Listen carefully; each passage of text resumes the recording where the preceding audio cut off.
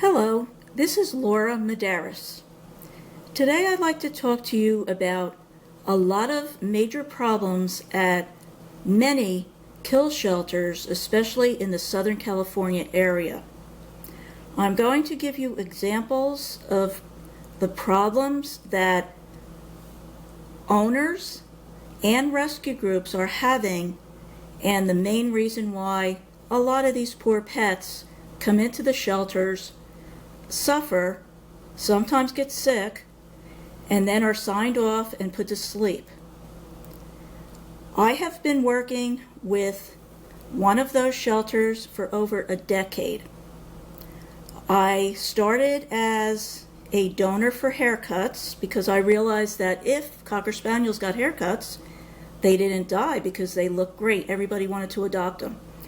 Then I started rescuing Cocker Spaniels, and as my eyes opened up and more people were asking for different breeds, I started going into shelters and finding out about those dogs also, only to be horrified to see how many thousands and thousands of people's pets actually wound up dying.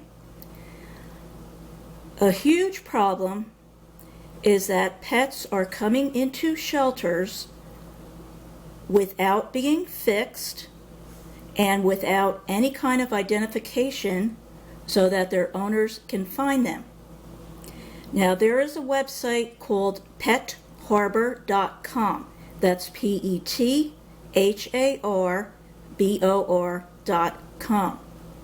Most people don't know to go there. A lot of times people are unfortunately working, can't take off, can't find their animals, and very sadly, the kill shelters might have already put the animals to sleep.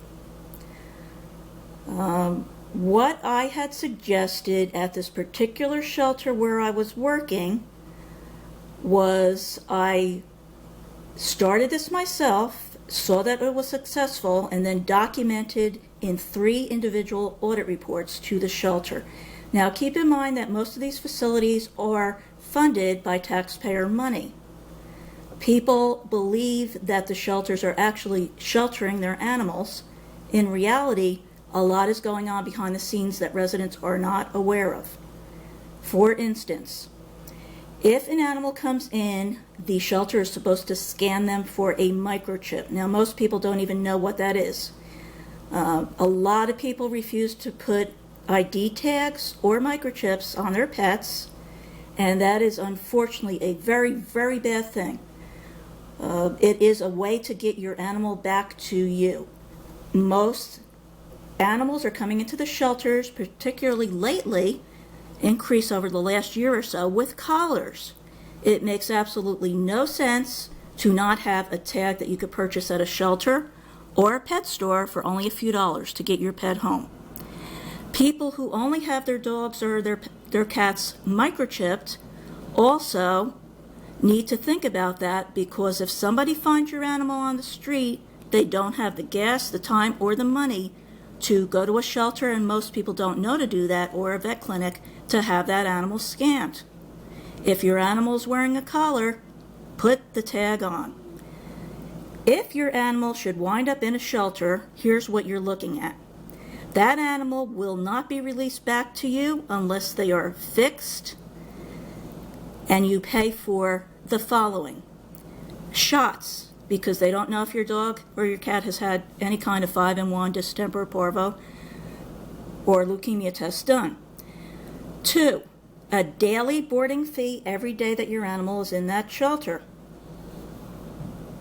3, the biggest cost. If your animal is not spayed or neutered, spay is for a female, neutered is for a male, that means they're fixed and they can't produce any more puppies. Your shelter most likely has an ordinance for the city or town. They cannot give you your pet back unless those things have been done. This is the number one reason why animals are dying. Residents do not have the money to get them back home. The shelters are not giving residents a heads up of what their procedures are, what their ordinances are, or any costs related should your animal wind up in that shelter. And here's another reason why. your shelter is getting money every day that your animal is in there, especially during the 4th of July week, when most of the kill shelters kill animals a week before the 4th of July to make room for the new animals coming in, because people refuse to keep those animals indoors. Another huge amount of animals die 1 or 2 weeks after the 4th of July, when the residents can't come up with the money, and the shelter just gets up and says, oh, well, we just can't get money from that resident anymore. So here is what I had suggested in my reports that, unfortunately, this shelter I've worked with, I've been fighting with for 2 years. I offered to have free 5-in-1 shots to prevent distemper and parvo, and free microchips for every resident's pet. This shelter turned me down. Now, this is exactly what's going on and the fights that rescue groups are having at all of the individual shelters, not only in Southern California, but in different states as well. They are run by directors who absolutely refuse to see the benefit that outside rescue groups, consultants, and people who actually care about the animals have solutions for. So you will see rescue groups being banned from the shelter if they open their mouth. Some of the shelters have instituted new rescue adoption partner agreements, which are illegal, stating that the rescuer cannot badmouth the shelter at all, and they have to sign that piece of paper, and if they don't sign it, you're not allowed to take animals from that shelter any longer. Now, the biggest thing that I've been fighting for 2 years at this particular shelter I've worked with is to bring back the daily euthanasia list. Now, I was with this shelter, like I said, for over 10 years. We used to have a daily list in the morning. The shelter would let all the rescuers see this list, and it was just wonderful because we were able to tell which animals were being put to sleep for sure each day. It was great. We all felt wonderful. Every animal seemed to live because we knew exactly which animals were going to be put to sleep that day. We all walked away. We felt great. Those animals all got homes, every single one of them, until the director decided that no longer would this be allowed to be shown to any rescue group. Now, this has very, very, very many bad repercussions. Number one, people are now using Facebook for networking animals to let others know that animals are actually in the shelter and that the animals have been there quite a while and are really at huge risk. Without that shelter allowing that information out, we're seeing animals that people were working on, that people had pledges for, which basically means if the animal should get out, then you send a certain money that you pledged to help that animal get out. Now, a lot of the shelter managers and directors are seeing Facebook as an extreme intrusion into the business of their shelter. They don't want it. They do everything they can to discourage it. Some of them have even had meetings to tell their employees, you are not allowed to look at Facebook.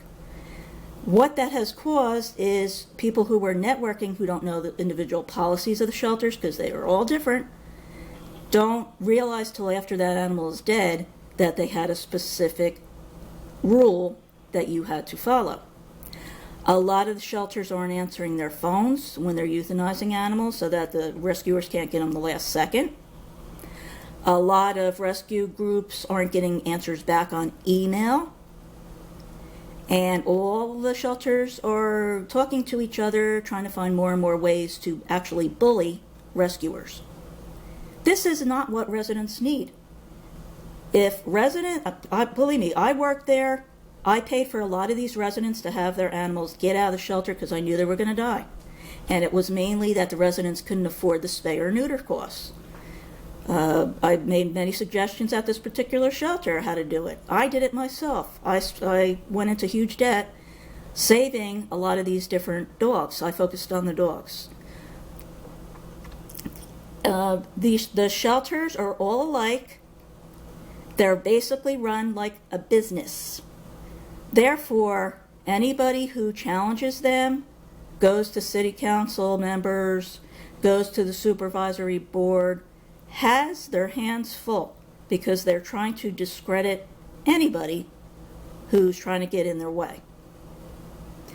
Now, what I have going on here, I have a picture, I have a petition. For 2 years, I've been fighting to get this euthanasia list back at the shelter. Recently, there were quite a few animals. Even last week, an animal that a few people had wanted at this particular shelter, the animal's unfortunately dead. Had this daily euthanasia list still been around, I can guarantee you that this animal named Princess would be alive, as would a lot of other animals. The shelters are stating there was no interest in the animal, nobody contacted us, blah, blah, blah, blah. They basically give you until a certain time in the morning to send them what's called a pull request. Now, that pull request can only be processed before a certain early time in the morning, and you have to follow all the rules and sign that agreement, which a lot of rescuers believe is illegal. So you're now narrowing down how many animals are actually being able to live. This is not what rescue was about. Rescue was about trying to grab animals before they're dead. Nobody is allowed to look at Facebook. Therefore, when rescuers are sharing animals and stating they could foster animals, they could do this, they could do that, the shelter doesn't know because their staff was told, you're not allowed to look on Facebook. So as we're dealing with more and more bullying tactics, it's very, very hard and even more difficult for residents to have their animals actually find homes. This particular shelter is touting that they have had a very low euthanasia rate. Not true. I work anywhere from 12 to 15 hours a day with this shelter's information. I know what happened to every single animal. The current euthanasia rate is over 60%. That's 60. Now, this is a shelter that had an initiative which was actually a city ordinance to try and move towards no kill. This was set up a couple of years ago. I was actually on the board. And the residents actually believe sometimes that this is a no-kill facility, and it isn't. So what I'm trying to do here, this is a petition. Please go onto the page of Laura Madaras, LauraMadaras.